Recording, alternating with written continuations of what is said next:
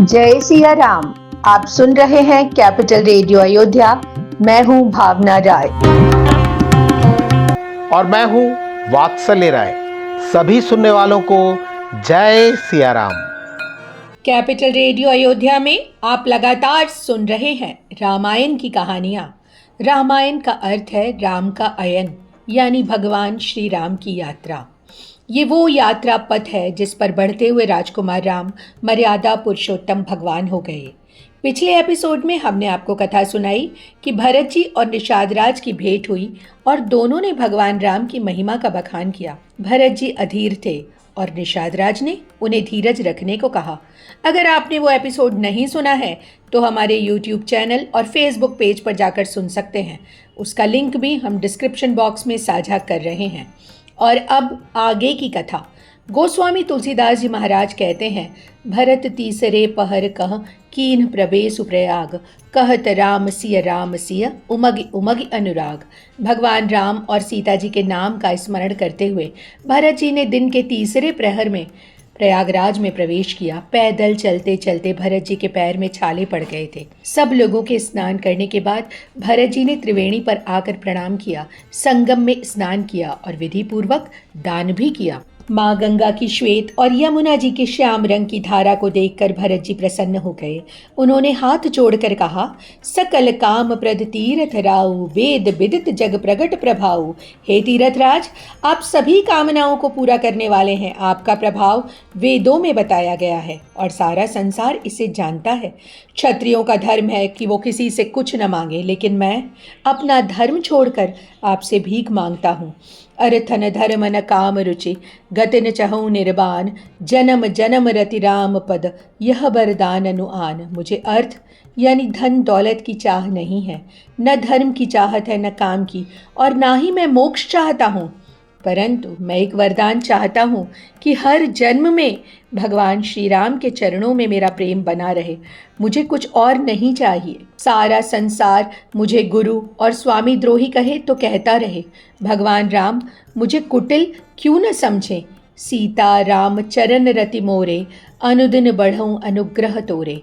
आपकी इतनी कृपा मैं चाहता हूँ कि श्री सीताराम जी के चरणों में मेरा प्रेम हर दिन बढ़ता रहे। भरत जी की प्रार्थना सुनकर त्रिवेणी से आवाज सुनाई दी, हे पुत्र भरत, आप बहुत सज्जन हैं।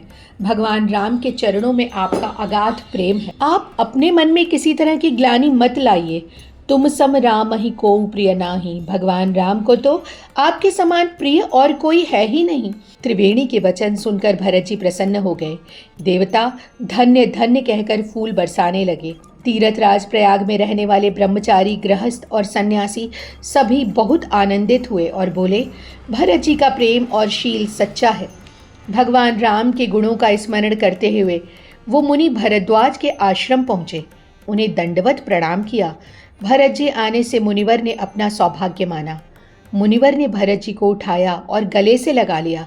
भरत जी संकोच में थे कि मुनिवर पूछेंगे तो मैं क्या उत्तर दूंगा। सुनहु भरत हम सब सुधि पाई, विधि कर तब पर किछु न बसाई। मुनि भारद्वाज ने कहा, भरत जी, हमें सब सूचना मिल चुकी है। विधाता के आगे किसी का कोई वश चलता ही नहीं।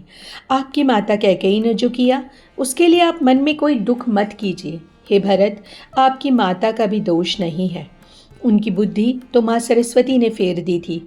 तात तुम्हार बिमल जसु गाई, पा अहीं लोकऊ वेद बढ़ाई। हे पुत्र भरत जी, आपका यशगान तो लोक और वेद दोनों करेंगे और ऐसा करते हुए उनका ही नाम होगा। ये मान्यता है, जेहि पितु देयु राज सो लहहि। पिता जिसे देते हैं वही राज्य का अधिकारी होता है। सारा अनर्थ भगवान राम के बन जाने के कारण हुआ। उसमें भी किसी का वश तो था नहीं। तुम्हारा तो कुछ भी अपराध नहीं था। करते ही राज न तुम ही न दोषु, राम ही होत सुनत संतोषु। अगर आप राज्य संभाल लेते तो भी आपको कोई दोष नहीं लगता। भगवान राम को भी संतोष ही मिलता। भगवान राम के चरणों में प्रेम होना तो संसार के सभी मंगल कार्यों का आधार है। आपके समान भाग्यवान और कौन हो ही सकता है। सुनहु भरत रघुबर मन माही, प्रेम पात्र तुम सम को नाही। लखन राम सीतहि अति प्रीति, निस सब तुम्हि सराहत बीती। भरत जी, भगवान राम को आपके समान प्रिय और कोई है ही नहीं। भगवान राम, सीता जी और लक्ष्मण जी जब यहाँ थे तब सारी रात आपकी ही सराहना करते थे। भरत जी, आप तो ऐसे हैं मानो धरे देह जनु राम सनेहु, भगवान राम के प्रेम ने शरीर धारण कर लिया हो। भरत जी, आप जिसे कलंक कह रहे हैं वो हमारे जैसे राम भक्ति में डूबे लोगों के लिए बहुत ही अच्छा हुआ।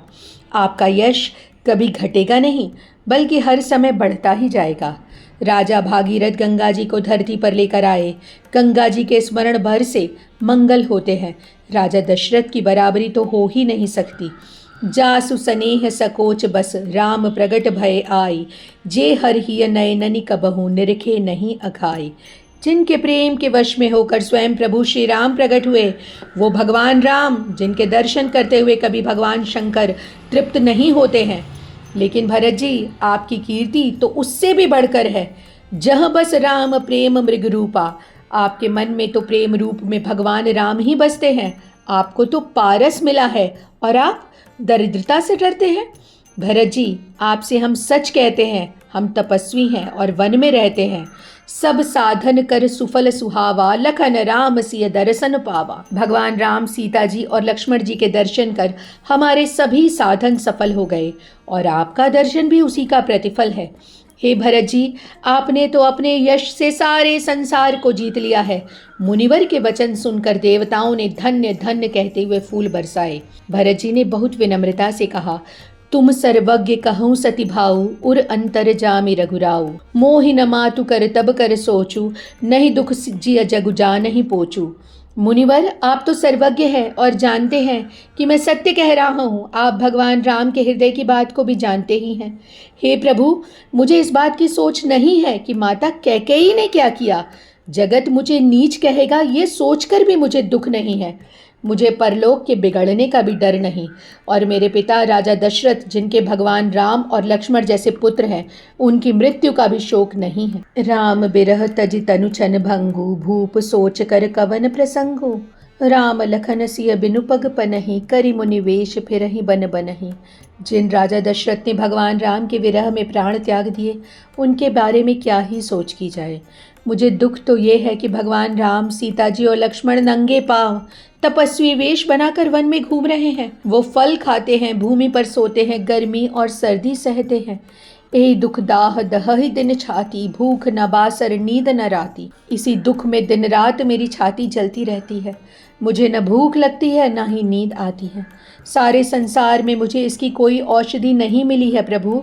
माता ने भगवान राम को 14 बरस के लिए वनवास दिया है। मेरे लिए ये सारा कुचक्र रचा गया। मिटई कुजोग राम फिर आए, बसई अवध नहीं आन उपाय। और ये दुर्योग तभी मिट सकता है जब भगवान राम लौट आए, अयोध्या फिर से बस जाए। इसका कोई और उपाय है ही नहीं। मुनिवर ने कहा, भरत जी, आप ज़्यादा मत सोचिए। सब दुख मिटहि राम पग देखी। जैसे ही आप भगवान राम के चरणों के दर्शन करेंगे, आपके सारे दुख मिट जाएंगे। इस एपिसोड में इतना ही। अगले अंक में हम आपको सुनाएंगे आगे की कथा। कार्यक्रम को पसंद करने और शेयर करने के लिए हम आप सभी सुनने वालों के बहुत आभारी हैं।